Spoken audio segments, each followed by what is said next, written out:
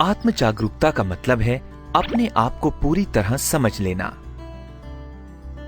इसके लिए जरूरी है कि आप अपनी ताकत, कमजोरी, विचार, विश्वास, प्रेरणा, प्रतिक्रिया, दृष्टिकोण और भावनाओं को स्पष्टता से समझें।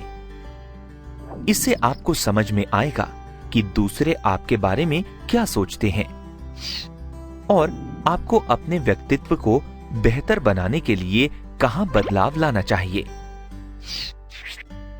आपको यह भी समझ आएगा कि अपनी ताकत या गुणों का इस्तेमाल अपने और दूसरों के फायदे के लिए कैसे करना चाहिए।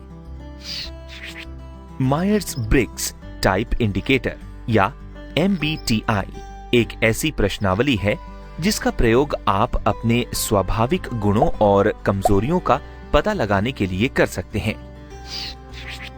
यह प्रश्नावली इस सिद्धांत पर आधारित है कि मनुष्य 4 आयामों या डायमेंशन से अपने आसपास की दुनिया अनुभव करते हैं। इन चारों आयामों के भी दो प्रकार होते हैं। पहला आयाम, आपका फोकस क्या है। आप बहिमुखी यानी एक्सट्रोवर्ट हैं या अंतर्मुखी यानी इंट्रोवर्ट हैं। दूसरा आयाम, आप जानकारी कैसे लेते हैं। आप सेंसिंग हैं यानी कि जो सारे तथ्यों और डिटेल को देखकर जानकारी का मतलब निकालते हैं, या आप इंट्यूटिव हैं यानी कि पूरी परिस्थिति को देखकर उसमें छुपे हुए मतलब को समझकर जानकारी का मतलब निकालते हैं। तीसरा आयाम, आप निर्णय कैसे लेते हैं। आप थिंकिंग हैं मतलब निर्णय सोचकर दिमाग से लेते हैं, या आप फीलिंग हैं मतलब निर्णय दिल से लेते हैं। चौथा आयाम, आप दुनिया से कैसे डील करते हैं। आप जजिंग हैं यानी कि प्लान करके चलते हैं, या परसीविंग हैं यानी कि परिस्थिति के अनुरूप जो ठीक लगे वैसे करते हैं। MBTI प्रश्नावली के प्रश्न इन्हीं 4 आयामों के बारे में होते हैं, जिनका उत्तर देकर आप यह जान सकते हैं कि आपका तरीका कौन सा है। आपने ध्यान दिया कि इन आयामों के दोनों तरीकों का शॉर्ट फॉर्म एक अल्फाबेट है।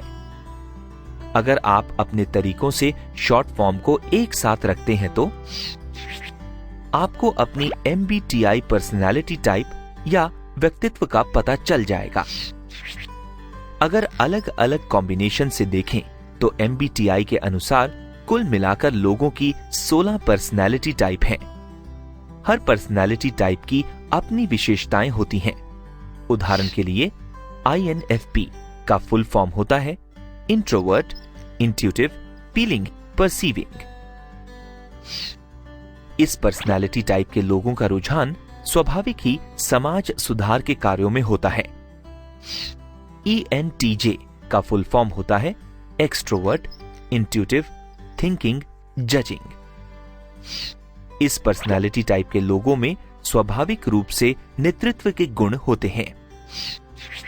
इसलिए कभी कभी हम देख सकते हैं कि किसी का व्यक्तित्व हमारे जैसा होता है और किसी का व्यक्तित्व अलग, मगर सब साथ मिलकर एक टीम बनाते हैं।